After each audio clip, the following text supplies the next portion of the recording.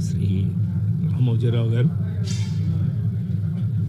దైవ సన్నిధిలోకి వెళ్ళిన సందర్భంగా వారు నిజంగానే ఒక మాటని మాత్రం మనం గుర్తు చేసుకోవాలి. అంతటి మహానుభావుడు ఈ దరిద్రపు చెత్త రాజకీయాల వల్ల చివరికి మన క్షోభ అనుభవించి వెళ్ళారు. అది భగవంతుడు చూసుకుంటాడు. డెఫినెట్ చూసుకున్నాడు, భగవంతుడు చూసుకున్నాడు. కానీ ఆయన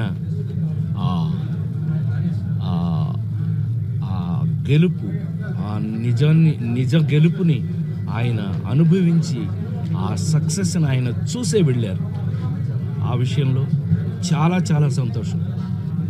ఆయన అనుకున్నది సాధించి మరి వెళ్ళారు.